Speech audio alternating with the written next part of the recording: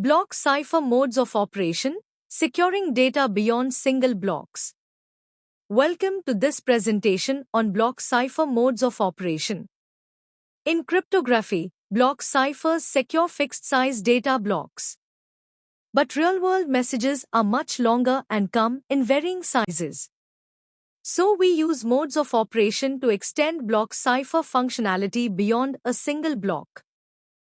In this slide, we are looking at the basic idea of a block cipher. A block cipher is a cryptographic algorithm that encrypts data in fixed-size chunks, typically 128-bit blocks, using a symmetric key. This makes it a strong and reliable building block for secure communication.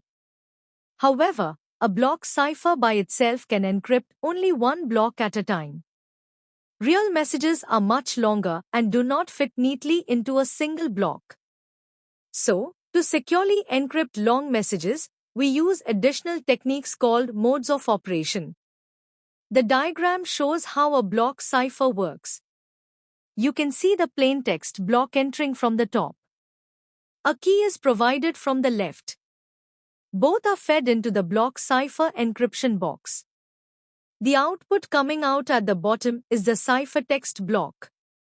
This simple flow illustrates that a block cipher takes one block of plaintext and a key, and produces one block of ciphertext. Why use modes of operation? We use block cipher modes for three key reasons. 1. To handle messages of any length. 2. To prevent pattern leakage, because repeating plaintext patterns can reveal information. 3. To improve encryption efficiency, enabling both sequential and parallel processing depending on the mode.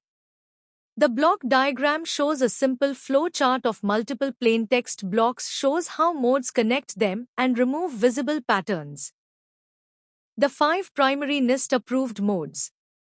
These are the 5 major block cipher modes standardized by NIST. Electronic Code Book, ECB, Cipher Block Chaining, CBC, Cipher Feedback, CFB, Output Feedback, OFB, and Counter Mode, CTR. Each mode has a different way of linking blocks and generating secure ciphertext. Electronic Code Book, ECB, mode.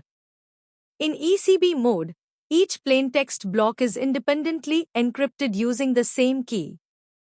It is very fast because blocks can be processed in parallel, but this independence creates a major weakness. Identical plaintext blocks produce identical ciphertext blocks. This reveals patterns, as shown in the famous ECB penguin diagram.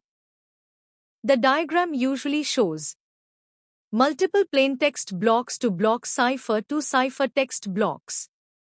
Repeated plaintext blocks resulting in repeated ciphertext blocks. This highlights ECB's pattern leakage. Because of this flaw, ECB should never be used for images, documents, or repetitive data. Advantages and disadvantages of ECB. The advantage of ECB is simplicity and speed. Parallel encryption is possible. But the disadvantages far outweigh the benefits.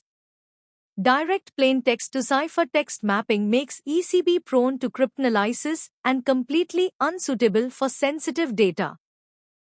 Cipher Block Chaining, CBC, mode. In CBC mode, before encryption, each plaintext block is XORed with the previous ciphertext block. The first block uses an initialization vector, or 4, which ensures randomness. Because each block depends on the previous one, identical plaintext blocks no longer produce identical outputs. The diagram shows plaintext block 1 XOR 4 encrypts ciphertext 1.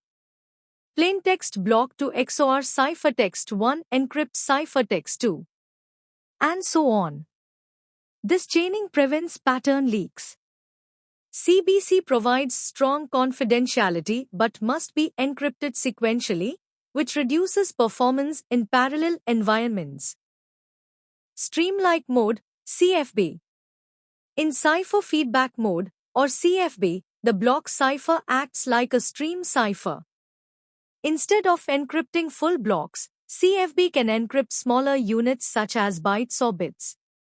The output of the block cipher is XORed with the plaintext to produce ciphertext. This mode is self-synchronizing. The diagram depicts 4-block cipher output. Output XOR plaintext is equal to ciphertext. Ciphertext fed back as next input. This creates a stream-like flow. Output feedback, OFB, mode. OFB mode also turns a block cipher into a stream cipher, but unlike CFB, the feedback comes only from the output of the cipher, not from the ciphertext. This makes OFB resistant to error propagation, and error in transmission affects only one segment. The diagram explains 4-block cipher keystream 1. Keystream 1 block cipher keystream 2. Keystream XOR plaintext ciphertext. Because plaintext ciphertext never feed back into the loop, errors do not cascade. Counter, CTR, mode. In CTR mode, instead of chaining, we encrypt a counter value combined with a nonce. Each counter increment produces a unique keystream block. The plaintext is then XORed with this keystream. CTR allows full parallel encryption and decryption, which makes it extremely fast.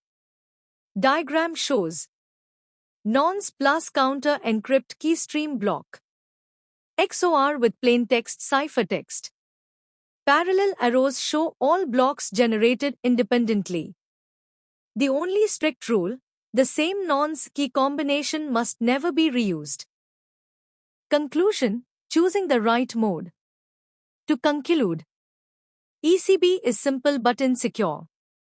CBC provides strong confidentiality but requires sequential processing. CFB and OFB are excellent for stream data.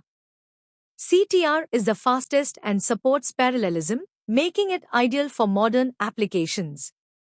Choosing the right mode ensures secure and efficient encryption across all real-world scenarios.